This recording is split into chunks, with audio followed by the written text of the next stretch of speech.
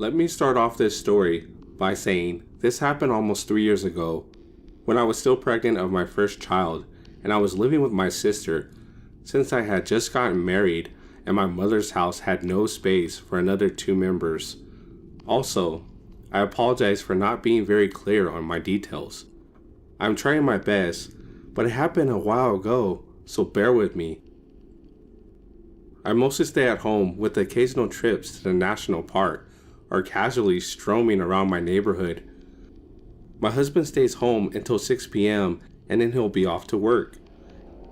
It wasn't the ideal post-marry situation I had dreamed about, but it worked.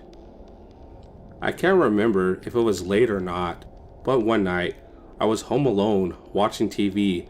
My husband was at work and my sister was at the supermarket. It was all quiet until I noticed our water dispenser bottle was almost empty, so I called the delivery service.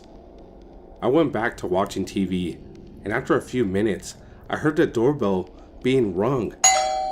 I was relieved since I was dying of thirst at this point, so I made my way to the front door and noticed 2 things that raised huge red flags.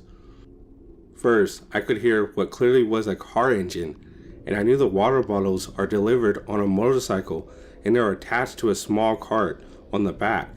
Second, I could hear someone on the phone saying along the lines, "We're here."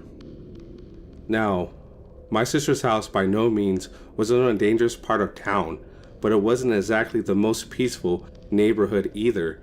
Burglaries were not unheard, and there had been some murders, although many were the result of heated discussion between drug addictions. Back to the story, I thought I was maybe overthinking the whole situation.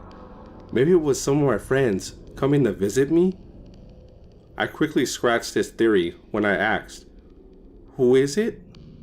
With a graspy voice said, "Water guy?" Not taking any chances, I slowly made my way back to the living room and slowly closed the door. They didn't ring the doorbell nor call me, but I could still hear the car engine and their shadows from below the door. After what seemed to be like eternity, I heard the car doors being opened and closed multiple times, which meant that there was more than one guy. And then the car drove off. I was still freaked out, but relieved that they were gone. What were their intentions? Not long after this, the water delivery guy arrives and I asked him if he sent anyone earlier, which he denied. My heart sank. I stood there for a while as he delivered the water bottles, trying to find an explanation.